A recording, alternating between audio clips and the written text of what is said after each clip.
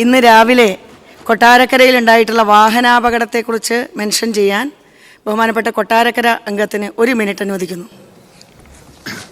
Sir, കൊട്ടാരക്കരയിൽ ഇന്ന് രാവിലെ വളരെ ദാരുണമായൊരു അപകടമാണ് ഉണ്ടായത്. സ്കൂൾ കുട്ടികൾ ബസ് കാത്ത് നിൽക്കുന്ന സ്ഥലത്തേക്ക് ഒരു ടിപ്പർ ലോറി വന്ന് കയറി. കുട്ടികൾ 3 പേര് അവിടെ മരിച്ചു. വളരെ സീരിയസ് ആയിട്ട് 8 പേര് ആണ് പരിക്ക് പറ്റിയത്. ഇനിയും സീരിയസ് ആയിട്ട് ഹോസ്പിറ്റലിൽ ആളുകൾ കിടക്കുകയാണ്.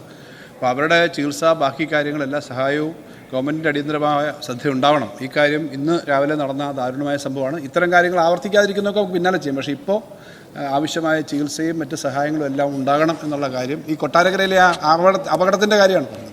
അപ്പോൾ അതിൻ്റെ കാര്യം ഒന്ന് മെൻഷൻ ചെയ്യാനാണ് സാർ. ബഹുമാനപ്പെട്ട മന്ത്രി, ആരോഗ്യവകുപ്പ് മന്ത്രി. ഇന്ന് കാലത്താണ് ഈ വിവരം അറിഞ്ഞത്. ബഹുമാനപ്പെട്ട MLA എന്നോട് സൂചിപ്പിച്ചിരുന്നു. ആ കുട്ടികളെ ചികിത്സിക്കാൻ കൊട്ടാരക്കര താലൂക്ക് ആശുപത്രിയിലും ചില കുട്ടികളെ മെഡിക്കൽ കോളേജിലേക്ക് കൊണ്ടുവന്നിട്ടുണ്ട്. മെഡിക്കൽ കോളേജിലും ചികിത്സ ഏർപ്പാട് ചെയ്തിട്ടുണ്ട്. മരണപ്പെട്ട കുട്ടികളുടെ പോസ്റ്റ്മോർട്ടം എത്രയും പെട്ടെന്ന് നടത്തി ബോഡി വിട്ടുകൊടുക്കാനുള്ള സംവിധാനവും ഏർപ്പാടാക്കി. ഓക്കെ.